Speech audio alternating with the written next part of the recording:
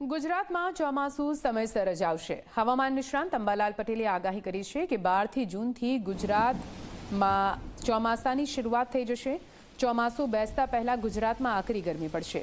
એક કરતાં વધુ સિસ્ટમ સક્રિય થતાં ભારેથી અતિભારે વરસાદની આગાહી કરવામાં આવી છે.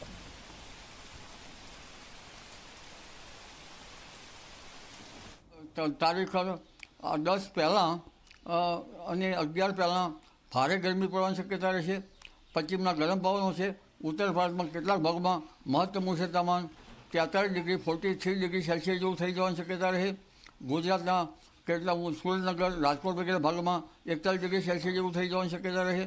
ઉત્તર ગુજરાત કચ્છના ભાગોમાં લગભગ 37-38 ડિગ્રી સેલ્સિયસ જેવું મહત્તમ તાપમાન થઈ જવાની શક્યતા રહે. વડોદરાના ભાગમાં 39-40 ડિગ્રી સેલ્સિયસ જેવું મહત્તમ તાપમાન થઈ જવાની શક્યતા રહે. દક્ષિણ સૌરાષ્ટ્રના ભાગમાં 35-37 ડિગ્રી સેલ્સિયસ જેવું મહત્તમ તાપમાન થવાની શક્યતા રહે. દક્ષિણ ગુજરાતના ભાગમાં 34 ડિગ્રી સેલ્સિયસ જેવું મહત્તમ તાપમાન થઈ જવાની શક્યતા રહેશે. વરસાદની ચિંતા કરવા જેવું નથી.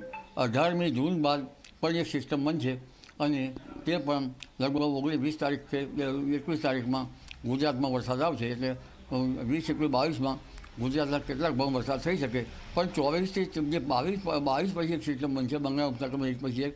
એ 24-30માં લગભગ ગુજરાતના ઘણા ભાગોમાં સારો વરસાદ થવાની શક્યતા રહેશે.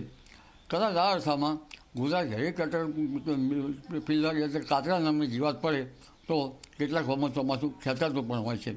પરંતુ અત્યારે હાલ તો ચોમાસાની ચિંતા કરવા જેવું નથી અને ચોમાસું લગભગ 11મી જૂનથી સક્રિય થાય, 13મી જૂનથી વધારે સક્રિય થાય અને 14 જૂનથી 22 જૂન વચ્ચે તો ગુજરાતના ઘણા ભાગો આવરી લે છે.